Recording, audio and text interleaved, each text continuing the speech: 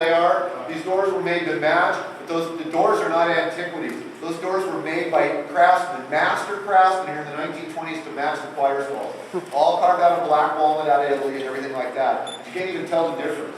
I walked around this place for a decade before I started looking at those doors real close. And down at the bottom was a little carving, a picture of his dachshund Helen. That the craftsman put in the door, a little dog collar on with a little license on it, ears flying back. You didn't find those on 16th century doors. Yeah, dachshunds. Yeah, so Mr. Hearst, when he couldn't purchase something, he needed it to be made. He had it made for him. The greatest example of that in this room is the fire mantle. It's 15th century, French Gothic. The first 12 feet is 15th century fire mantle from France. The rest of that is modern extension work done here by a guy by the name of Cardini, who did the stonework up there. Modern extension work to make the fire mantle go all the way to the ceiling. Crazy stuff. You see this fireplace?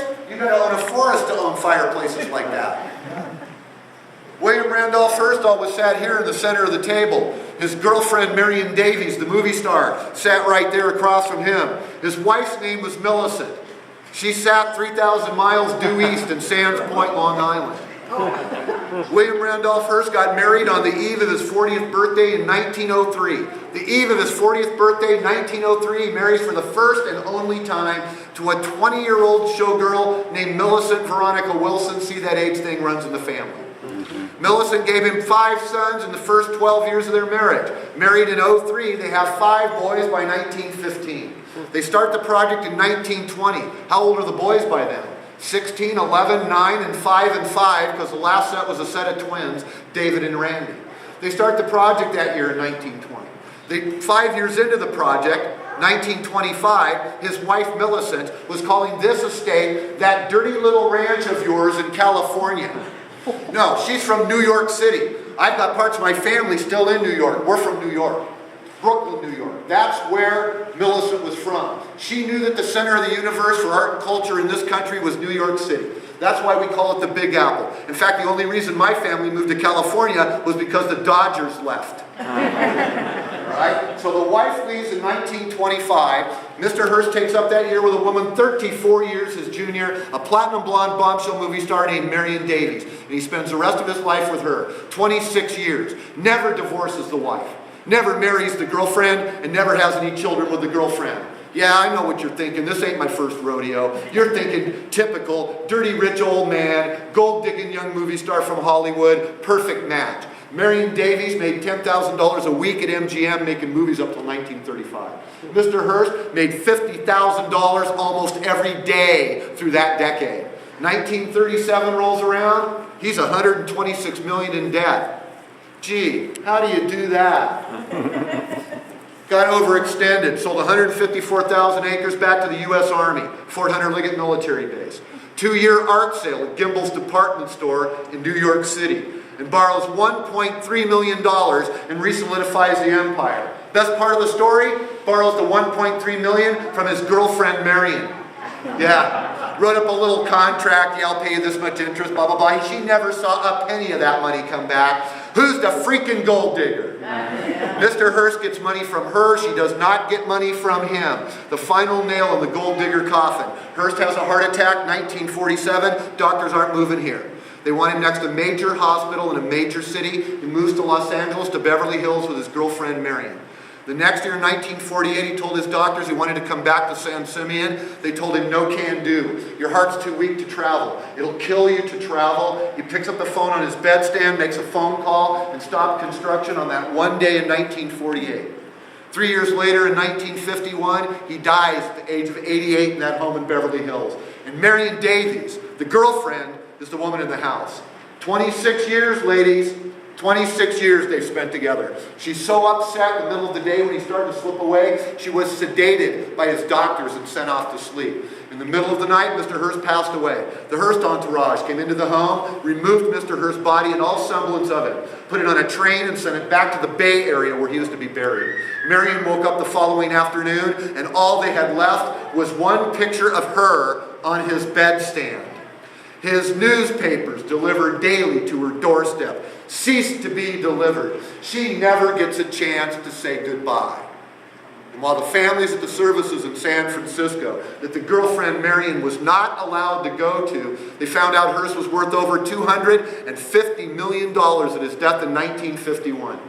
And he left 51% controlling interest in the family fortune in Hearst Corporation, not to his wife and children. He left it to the girlfriend Marion. It made her equivalent to executive CEO Cha-ching.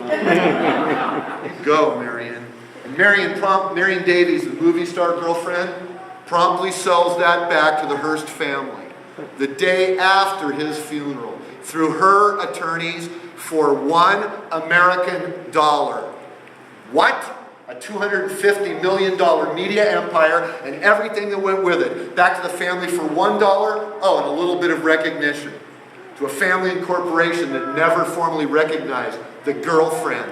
She said, put my name on the cover sheet for Hearst Corp. I'll give it all back. They made her lifetime media consultant, Marion Davies. Paid her $1 a year for the rest of her life, and she gave back the entire inheritance. Miss Davies died in 1961, 10 years after William Randolph Hearst.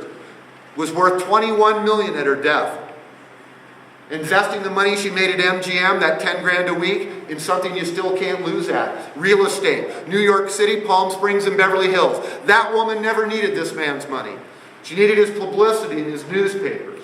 Everybody in Hollywood needs good publicity. I think Charlie Sheen finally caught on to that. Questions or comments? What do you want to talk about? Yes, sir. The ceiling?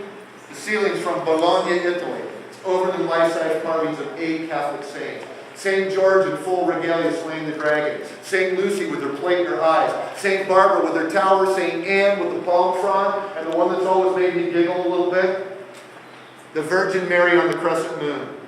Right over Mr. Hearst and his girlfriend. Yeah. Another question before we go? What's that right behind you? Behind me, it's a mace from Dublin, Ireland, a sign of civil authority. The Speaker of the House of the United States has one of these. Nancy had to give it to Steve. Just thinking that sets up a nice little scene right there, doesn't it? Okay, best way to explain it, behind me, 14th century tapestry from Flanders.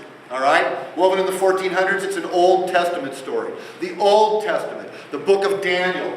Daniel in the city of Babylon interpreting the dreams of King Nebuchadnezzar. King Nebuchadnezzar holds a scepter, a sign of royal or God-given authority. And down here at this end of the tapestry, where the gentleman's reading the tax rolls, the gentleman in the blue robe behind him holds a mace, a sign of civil or elected authority. You see all these sad faces? They're Dodger fans. One last question before we go. How about the flag? The flag from Siena, Italy.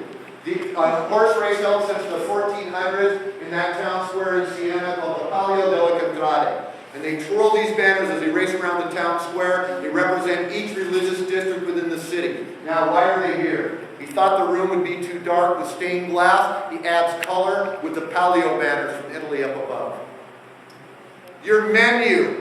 Ranch roast prime rib of beef, mashed potatoes, green beans, and shallots, and for dessert, strawberry pie with homemade vanilla ice cream. How's that sound? Yeah. Good, because after you woof all that down, it's the next room for a cocktail, and then off to the 50-seat Art Deco movie theater. Come on, we're out of here. Let's go.